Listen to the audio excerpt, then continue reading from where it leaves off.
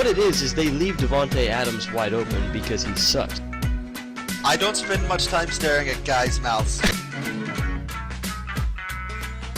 That's why I can justify Tyrod. I mean, he's a poor man's Russell Wilson, who's a poor man's Cam Newton, who's a poor man's Michael Vick from Madden 2004. But I still love you, Martavis. I'm so happy you missed the playoffs for so many reasons. I'm Joel.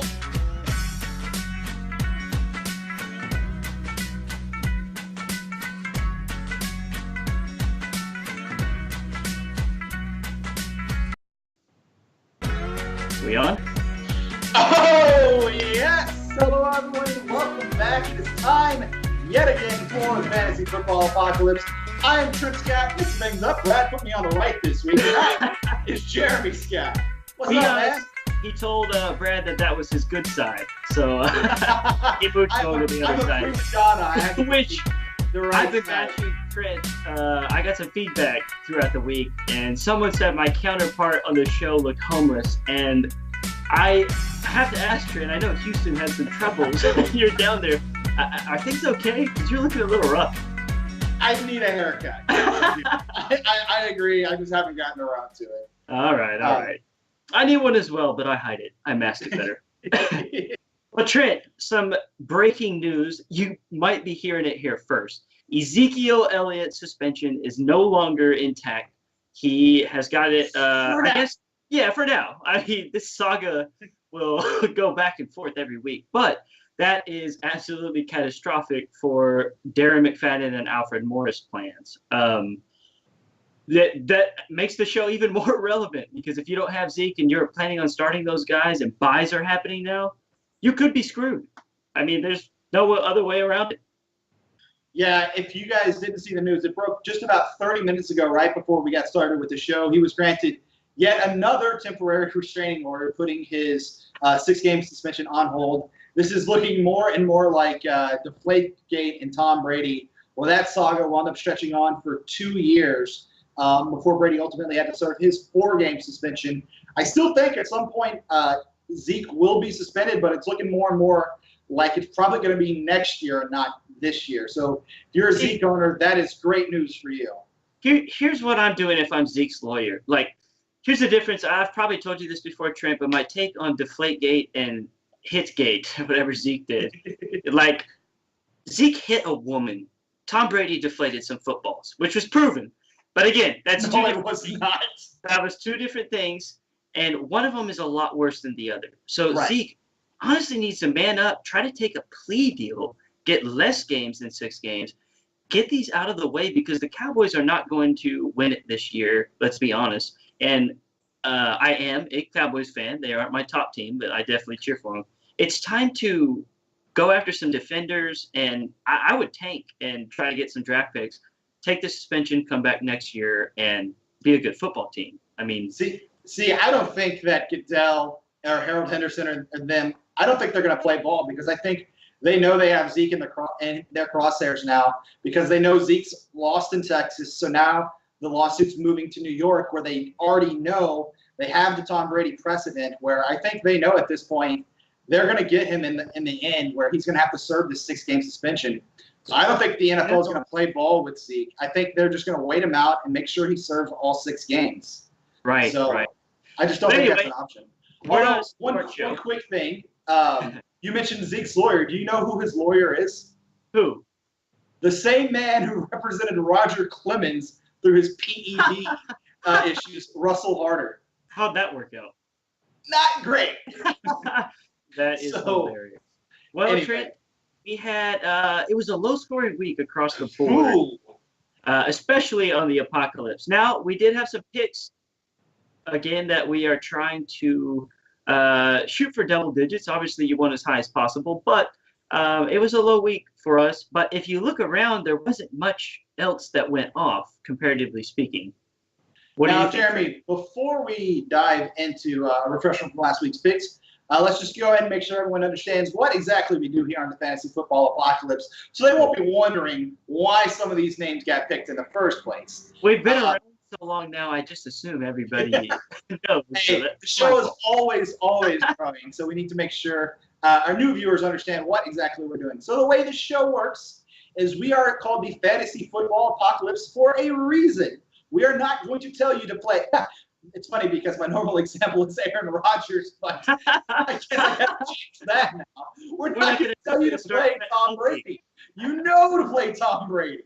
We are here to find those borderline guys who can help get you through an injury, like Aaron Rodgers, or a bye week. So the way that plays itself out is we pick players who are owned in 50% or less of Yahoo leagues. Obviously, we do the show on Tuesday night. Most leagues have their waivers on Wednesday. So ideally, you guys will listen to our show, head straight to your free agent pool, and put in some fab bids for these guys. So with that said, just a reminder, 50% or under is the cutoff. So let's look back on how we did last week, shall we, Jeremy? Yes, sir. All right. Pick. As our producer adjusting our scene. So at the quarterback position, Jeremy, I went, or I guess we'll go with your Here picks. we go. You went with Jacoby Brissett of the Indianapolis Colts. Okay, I don't know why Jacoby Brissett says 13 because he got 18. But anyway, at 13. Jacoby Brissett? At 13. Hang on now. It must have been a different league I saw him in where he had 18. He is currently dang it. Yes, that's right. He had 13. Well, Brissett had a good first half. It was looking like he was going to get at least 18. He cooled off, and T.Y. Hilton did him no justice.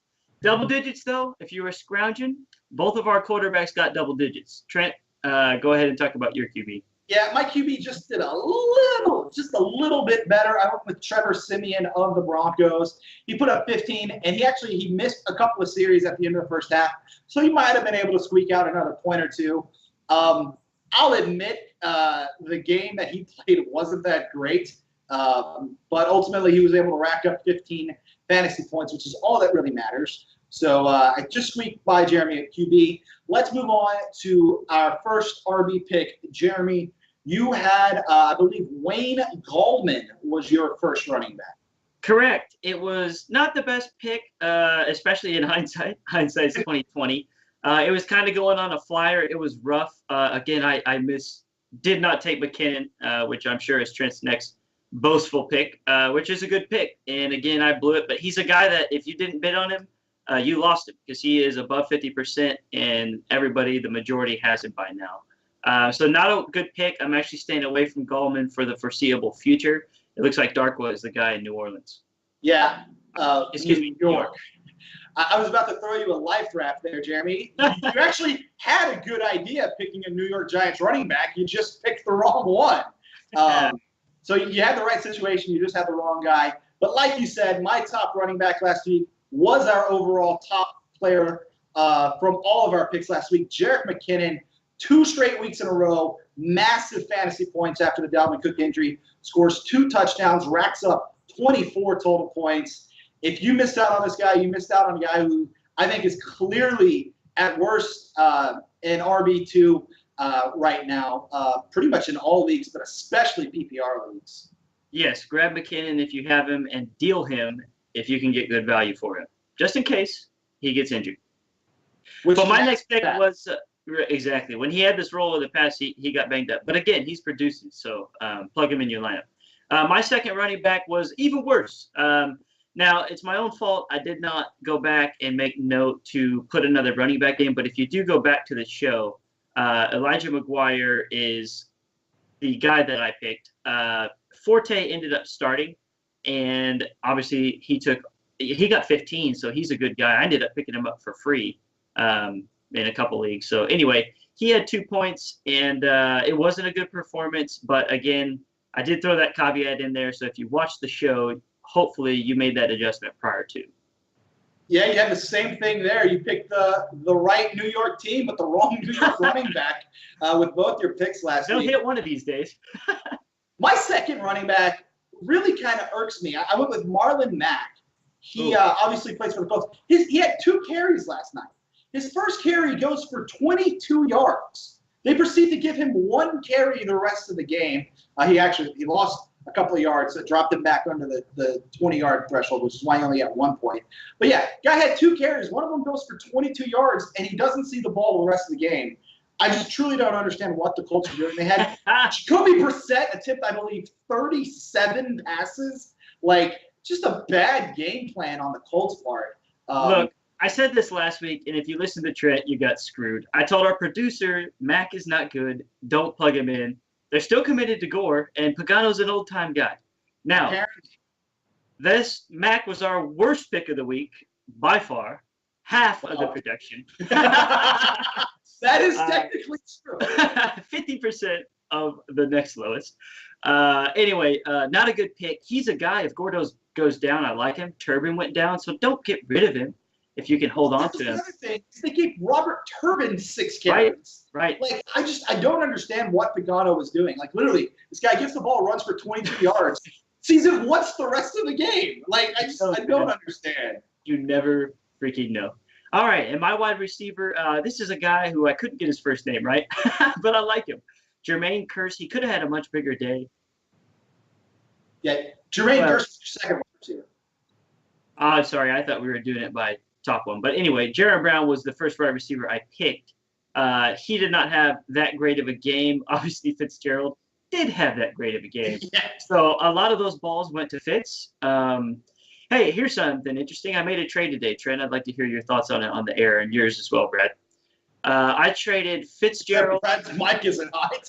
Yeah, but he can talk. Fitzgerald and who was it? You traded Fitzgerald and was it Mike Gillislee? Yeah, Gillislee for Montgomery, Aaron Jones. Oh, yeah, and Deshaun Jackson. So, I mean, I still got T.Y. and Mike Evans, so it's like, all right, I'll increase my running backs, make that gamble. And Deshaun is like, I mean, I hate him, but he's all right.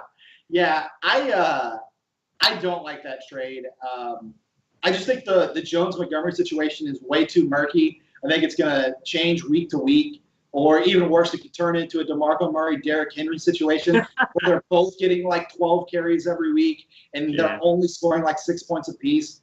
So unless I'm sorry, go ahead. No, say what you're gonna say. I was gonna say the things that I like, and I hear you. Those are the same reasons why I almost said no.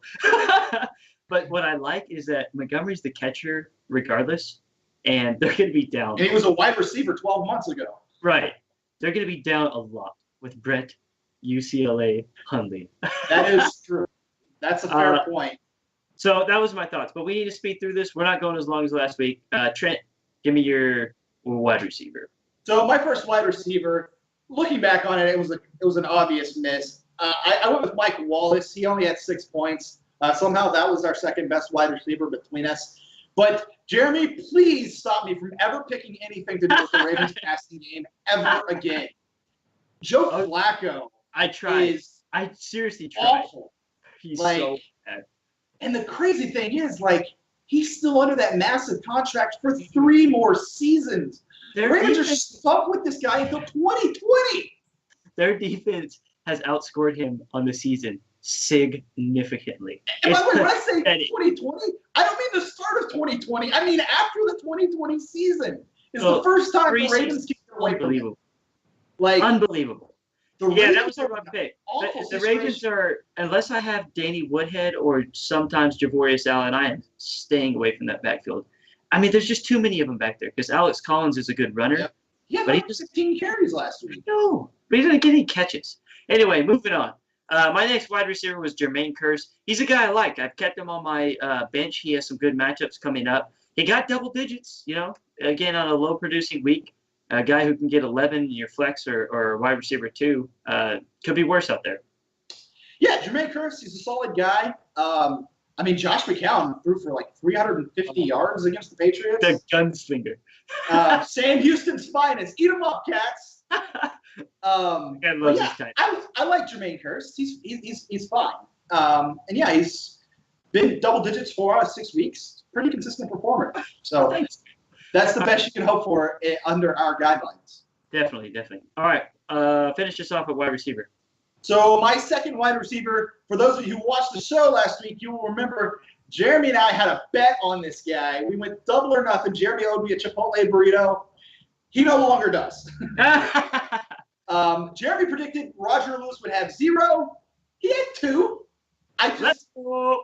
I mean, he didn't have 0, but I'm genuinely surprised he only had 2 points. I mean, the only guy Eli Manning wanted to throw the ball to was Evan Ingram. I really thought a veteran like Eli would try to distribute the ball more. He absolutely did not. Evan Ingram had like 10 targets. Nobody else had more than 3, I think. So that Giant situation is a total stay away unless you have Evan Ingram. Yes, and Ingram is a guy, if you look at early in the show, he was below 50%. Guess what? This is what we specialize in. Yes, yeah. Ingram, I picked him twice. Trent may have even picked him one time. I did. You did, and he had a good game. So Ingram is a guy, I'm telling you, we picked like Cooper, Mike. Well, obviously, those are guys. We've picked a lot in the past, but those are just an example. We don't have time to go into it. Tight end is my absolute your specialty. It's not so much your best position. It's just I'm so bad at it. It makes you look good by comparison. Tell me you wouldn't take 10 points a week from your tight end. I said, hey, Trent, I'll give you 10 points a week for 16 weeks for your tight end. You would eat that up all day. Zach Miller, albeit unorthodox, caught a tipped ball from Tariq Cohen. That's correct. Not Mike Glennon, not Mitchell Trubisky. Yeah. It was Tariq Cohen, and they did it in style. So I liked it, and he had a tough matchup, but against a tough defense, but he had a somewhat favorable matchup. So it paid off. Sometimes it does, sometimes it doesn't. Yeah. So my tight end was Ed Dixon, who was coming off a massive 175-yard game. Came back down to earth, scores 7 points. So those were our picks last week. Let's do a quick run-through once again. Our quarterback picks, I had Trevor Siemian. Jeremy had Jacoby Brissett. Siemian was the top QB with 15.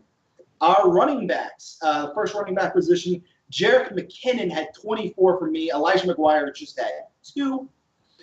Second running backs, Wayne Gallman with 4 and Marlon Mack with 1. So Gallman wins there.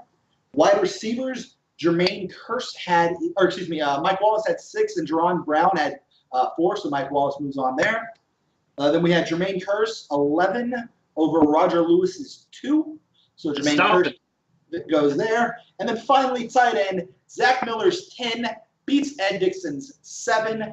So a couple of sore spots. Only 1 running back in double digits, only 1 wide receiver in double digits. All total, our optimal lineup would have gotten you 70 points, which is still like, what is that, over 12 points per player. We've been in the high 50s before.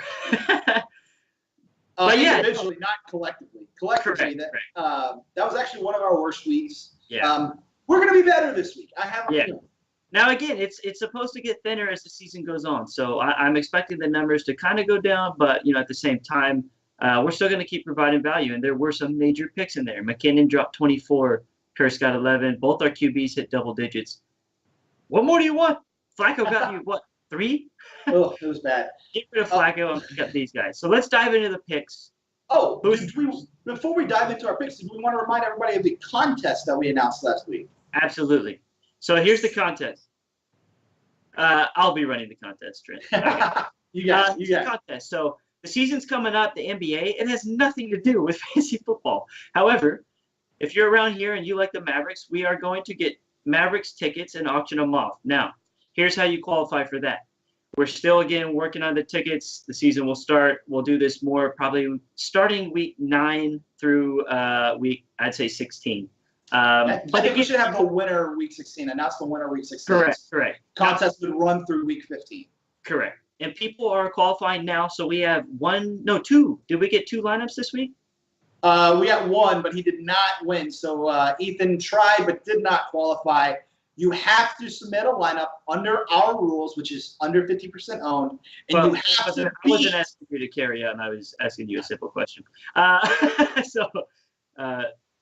Anyway, what Trent said is 50% or less. Now, we always do it on Tuesdays because here's the thing. Fab budgets reset Tuesday nights. So you got to go make these picks tonight. Things change tomorrow. And those picks are a lot worse. Now, again, submit it. If you beat us that week, actually, no, if you beat either one of us, we'll put it that way. Ooh, you're going to make it easier. Yes, if you beat either one of us, you can qualify for these Mavericks tickets. It enters your name into it. We'll be doing a live on-air drawing. We'll do it fun. I'll get some ping pong balls. We'll do, something like that. But that's how you get those Mavericks tickets. So we're excited about that. It's going to be fun, and can't wait to show who the winner is. Now let me ask you this though, Jeremy, real quick, because I live in Houston. I have a lot of friends and coworkers that may potentially be watching this. What if we open it up and give people the choice whether they want Mavericks tickets or Rockets tickets? Okay, I like it. I think that's the fair thing to do, right? Because we have some viewers coming from the Houston area, so we'll give you the choice. You want Mavericks tickets? You want Rockets tickets? But you gotta beat us. I don't have my connections with the suite down in Houston, but yeah, sure. We did not promise a suite. We just want tickets. I don't know the Rockets like I know Cuban, so anyway, let's get the show on the road. Trent, let's dive into our picks. Quarterback. Right, Jeremy, you kick it off. Who's going to be your quarterback this week? All right, my first quarterback will be Mr. Jared Goff, and I'm laughing saying it. It's getting thin out there. It's getting real thin, and Trent picked a quarterback first, and he did pick the best one available, so I'll give him that. I did. Jared Goff, who I can't remember what number it was, but it's a green matchup. He's got a favorable matchup. Now, here's something surprising. Goff has had 18 and 2 20-point games this year. And I think he's had one single digit. The rest have been double digits. So, again, if you're looking for a guy with a favorable matchup who has some weapons, and Todd Gurley is the best wide receiver in the NFL. So, I like Goff this week if you need him. He's a guy who I think will start over Derek Carr until he fixes his back. Ooh.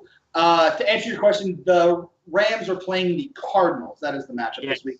They are at home. If you want to call it that. They're obviously at the Coliseum. But I do not like Jared Goff. But like Jeremy said, I had the benefit since I won last week.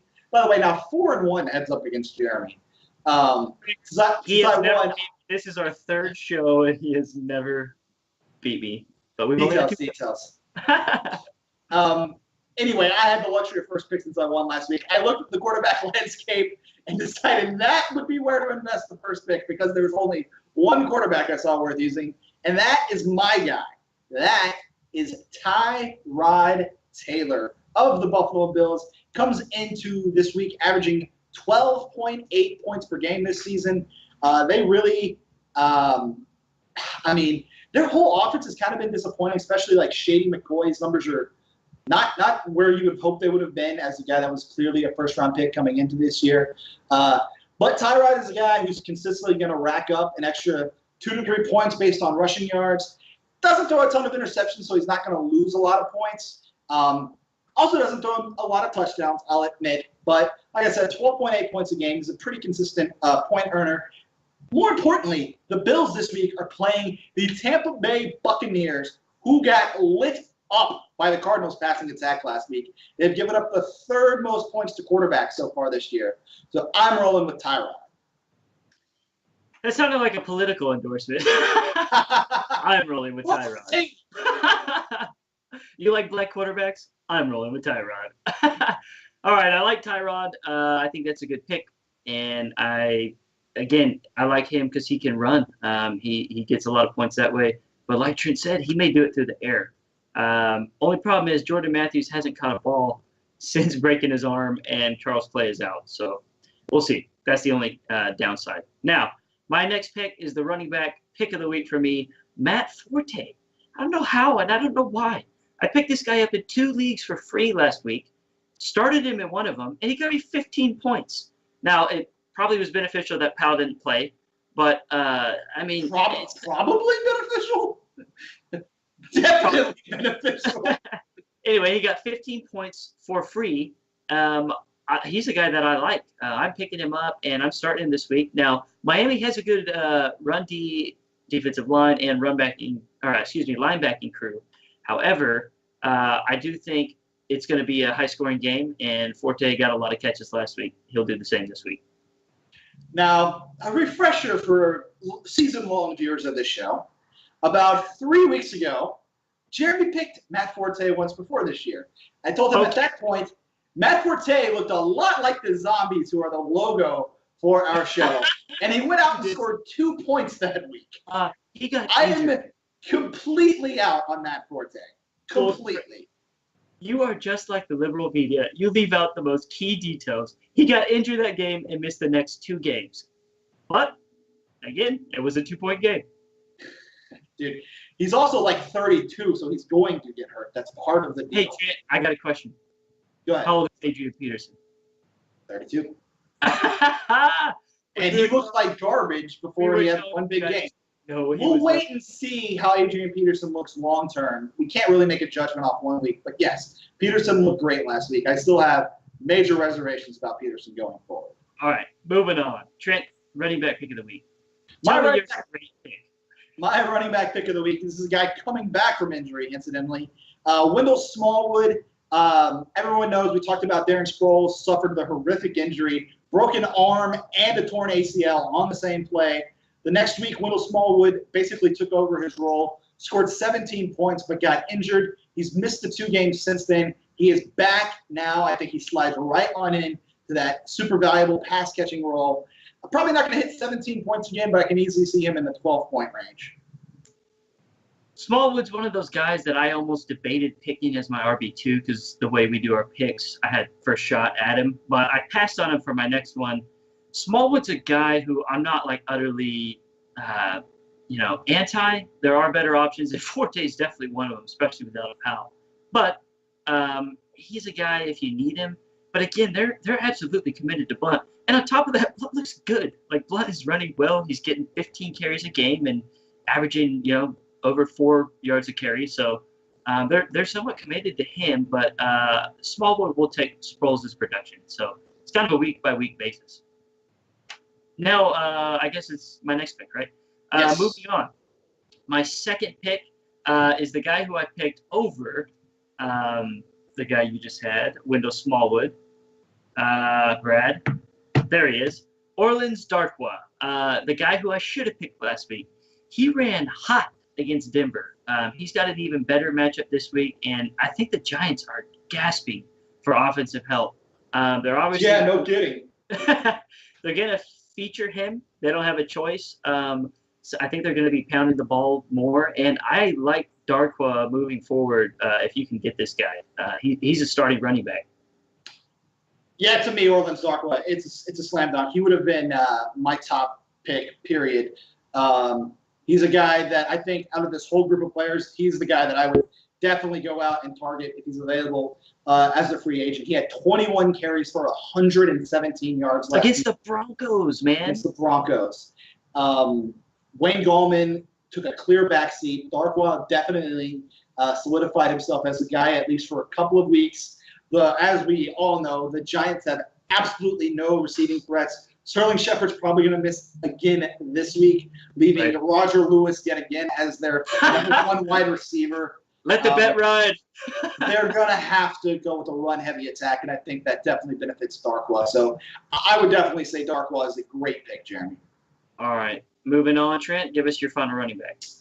So my other running back this week was a guy that was more a matter of just the touches he's been getting ever since the Dalvin Cook injury. I can't pick Jerick McKinnon, so I'm going with the next best thing. Latavius Murray in the 2 weeks since Dalvin Cook has gotten injured. 12 carries week 1, 15 carries week 2. Now, admittedly, he hasn't done a ton with those carries, but anytime you're getting that bulk, it's just a matter of time before you accidentally break like a 40-yarder or find your way into the end zone. So I'm betting on just pure touches here. Even though Murray hasn't looked great, the volume is going to be there. He finds his way into the end zone. He cracks double digits. Going with Latavius Murray. I think this is finally the week that he does it because I think I picked him, twice? No. I think this is the week he finally does it. But again, see, Trent has recognized what I was trying to hopefully benefit from is the carries. The Vikings and the Zimmers are a pound-the-ground type team, physical. Murray is that back. He runs hard. He's just not patient. It seems like he's trying to make things happen. So if he can just sit back and wait, I think he'll have some carries, go for some big yardage. But I like Murray. actually better than Smallwood, I think, this week. So, yeah, I mean, there's worse options out there. So, All right, so with that, let's move on to wide receivers then, Jeremy. Who's going to be your top wideout this week? got to go with my boy, Sam Houston State, lobbing in Jermaine Kearse 2 weeks in a row. I think he has another double-digit week. Like Trent said, 4 out of 6 weeks in double digits. That's a pretty good guy to not be above 50% right now. So he did have 2 matchups in there where he got those singles and they were back-to-back. So it provides opportunity. What do? We buy low and we sell high. So Jermaine Kearse, I think, is one of those products. I think you pick him up this week. They're playing Miami, who does not have a good secondary. That's a fact. And if Forte gets shut down, Kearse will probably be the benefit. So I don't know what my infatuation with the Jets is this year or over the last 2 weeks, but I'm going with Kearse. Yeah, Kearse, like you said, my boy from Sam Houston, throwing him the ball. Like you said, double digits 4 out of 6 weeks. The only slight concern is he really doesn't see as many targets as you would like. I think he only had 4 targets last week, but he caught all of them. So, I mean, when he gets targeted, he makes the plays. It's just really wish that number was closer to 7 or 8 targets, but he's been maximizing it so far, so you got to hope that keeps happening. Correct. All right, Trent, finish us. Start your wide receiver. Yeah, so my first wide receiver, we are rolling the dice. Eric Decker was supposed to be the Titans' big free agent signing, coming in as the number 1 wide receiver. The first 5 weeks were not good. Just plain and simple, full stop, no possible explanation you be given. He was bad. However, last night, looks like he and Mariota finally got their rhythm figured out. 7 catches for 88 yards off of 9 targets. Great number we were just talking about. We hope Kearse could get 7 or 8. Eric Decker had 9 targets last night. And most importantly, they are playing the Cleveland Browns. I think Eric Decker scores his first touchdown as a Titan this week. I'll admit it's a gamble, but it's one that I feel pretty good about. So, yes, it's a gamble. Decker runs primarily out of the slot, right? I mean, he lines up outside sometimes, doesn't he? Yeah. So Joe Hayden will be a factor in there at some point, right? No, Joe Hayden got traded. Yeah, Remember, Joe Hayden's a Pittsburgh Steeler now. Oh, that's right. Who's that guy they got there now? The young guy from Oklahoma State.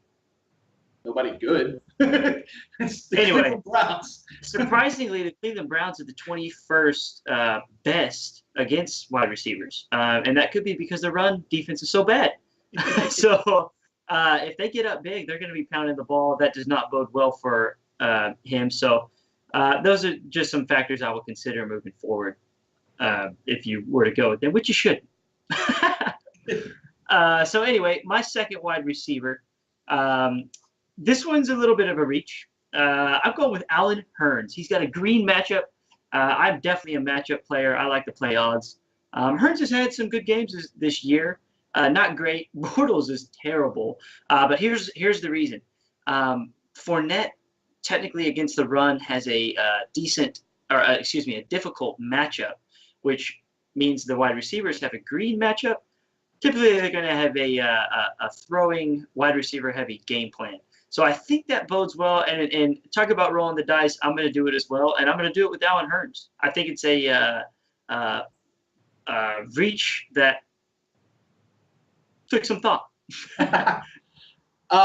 Quick note, for those of you who are not quite sure what Jeremy means when he says green matchup, he's used that term a couple of times. That means it's a top 10 points given up allowed. So in this case, they've given up, they're in the top 10 of points allowed to wide receivers. That's what Jeremy means by a green matchup. A red matchup would be bottom 10, and yellow obviously would be the 12 teams in the middle. So that's what Jeremy means by that. As far as Allen Hurns is concerned, yeah, when I look at wide receivers, I'm more concerned about their quarterbacks than the actual receiver themselves. I mean, look at what happened to Larry Fitzgerald. He spent 3 years in purgatory with the Ryan Lindleys of the world. So I'm not crazy about Allen Hurns simply because of the guy throwing him the ball is Blake Bortles, who is not good. We saw what happened last week against the Rams. He had to throw the ball like 40 times, and it did not go well. So I am avoiding Allen Hurns. Instead, the guy I want to target as my second wide receiver is going to be Cole Beasley. Now, just a quick note, when we made this pick, or I should say when I made this pick, I was operating under the assumption that Ezekiel Elliott was going to be suspended. So I thought Dak was going to have to throw the ball more. All that being said, I'm still going with the pick. Cole Beasley scored 2 touchdowns not last week, because they were on bye last week, but the week before, when obviously Zeke was still playing. I think Cole Beasley is incredibly important dynamic to the Cowboys offense. They haven't really gotten going yet this year. I think they try to fix that. I think they used their bye week to concentrate on that. He was their leading receiver last year. People automatically assume it was Dez. It was not. It was Cole Beasley.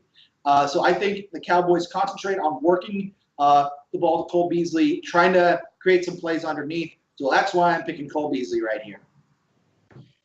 Not only this could be the worst pick of the year. Like Wow.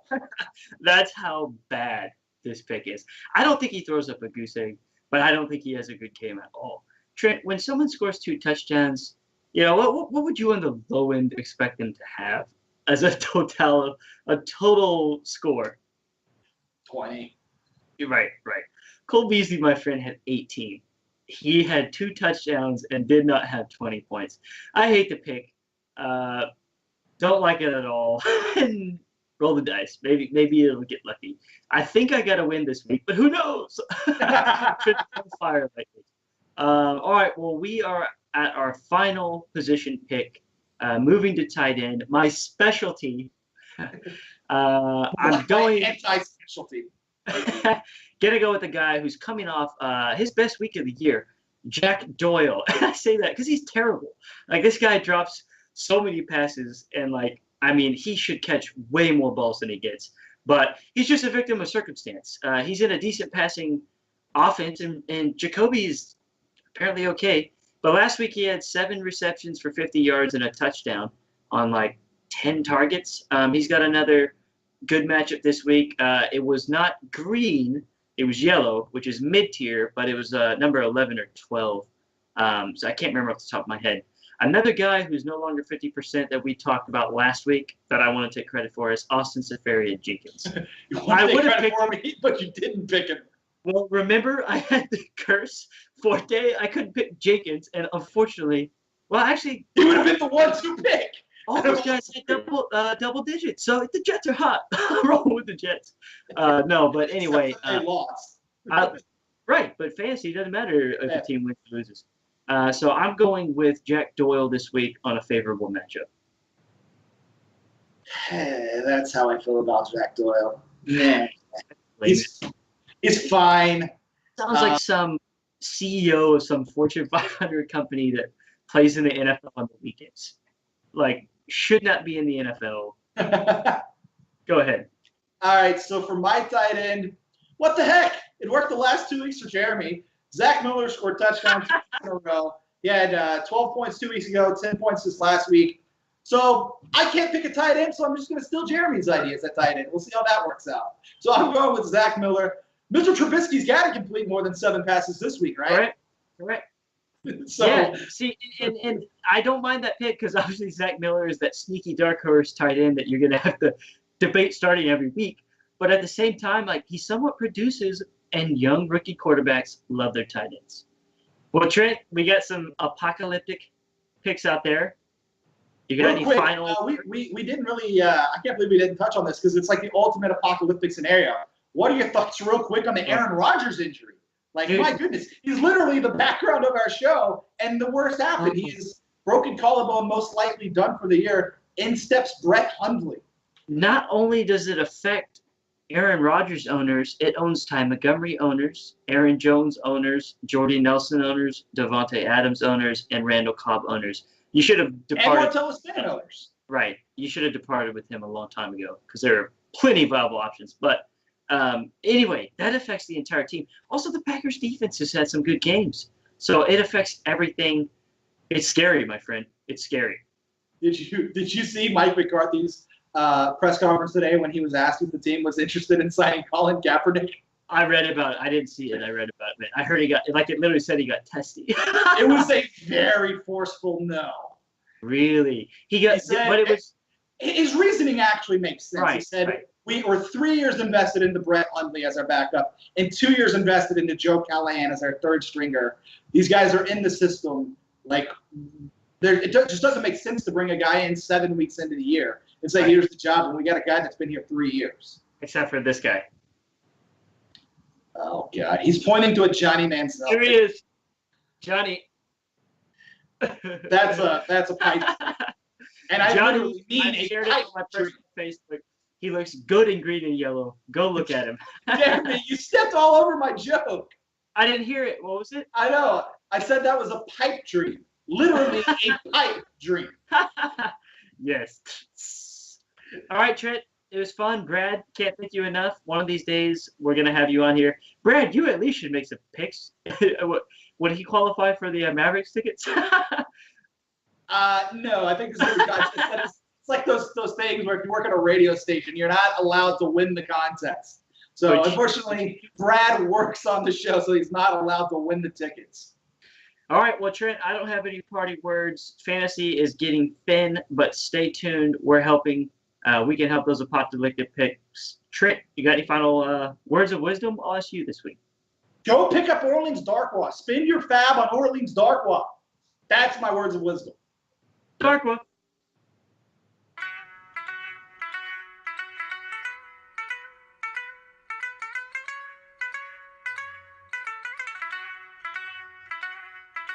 Thank you.